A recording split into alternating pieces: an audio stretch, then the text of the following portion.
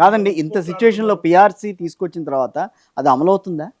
ఎక్కడ అమలు ఇప్పుడు అవుతుందా? డిఏనే ఇస్తలేడు. ఇంకా పిఆర్సీ ఇక PRC రాలేదండి. ఇంకా committee report committee report committee report వచ్చిన తర్వాత ఎప్పుడు అది? అసలు అది ఎప్పుడు? చివరికి మేము ఎలా తయారైనా అంటే ఫస్ట్ జీతం వచ్చినా సంతోషపడి, ఒక అంతే. డిఏ వచ్చినా సంతోషపడి, ఆ టైప్ లో మమ్మల్ని నెట్టబడుతున్నాం అనమాట. అది ఇంకా నిజంగా చెప్పాలంటే నిజంగా మేజర్ ఇష్యూస్ ఉన్నాయండి. Committed value of pension CBP అన్ని రాష్ట్రాలలో కూడా ఏంటంటే మామూలుగా 11 సంవత్సరాల 3 నెలలకి సరిపోతుంది.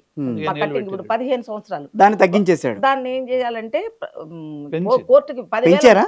అంటే ఇక్కడ 11 సంవత్సరాలకు ఇప్పుడు ఉండాలి మేము యాక్చువల్గా. ప్రతి ఉద్యోగి రిటైర్ అయినప్పుడు కొంత కమిటీ అవును, 40% చేస్తే దీన్ని 15 ఏళ్ల పాటు రికవరీ చేస్తున్నారు. ఓకే. 15 ఏళ్ల పాటు రికవరీ చేయడం వల్ల ఉద్యోగులకి ఎక్కువ అమౌంట్ ప్రభుత్వానికి దాదాపు కట్టాల్సి 4 వస్తుందని, సంవత్సరాలు 4 అదనంగా సంవత్సరాలు pay అదనపు చేయాల్సి వస్తుందని వస్తుందన్నమాట. కోర్టుకు పోయిన తర్వాత న్యాయస్థానాలు ఏం చెప్పినాయంటే 11 సంవత్సరాల 3 నెలల్లో మొత్తం బాకీ తీరిపోతుంది.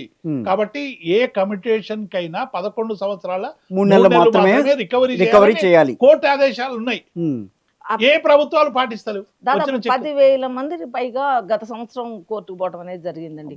అప్పుడు జనరల్ ఆర్డర్ కూడా ఇచ్చారు. 9 మంది. నెలలు కట్టింగ్ ఆపారు కూడా అనమాట. ఆ తర్వాత డిడక్ట్ చేయటం, తర్వాత కోర్టు కేసు డిస్మిస్ చేసి అది రాష్ట్ర ముఖ్యమంత్రి గారు తీసుకోవాల్సిన నిర్ణయం అని చెప్పారు. అంత మేజర్ ఇష్యూని కూడా ఇప్పుడు ఇంకా మేము పోరాటం చేసుకోవాల్సి ఉందండి.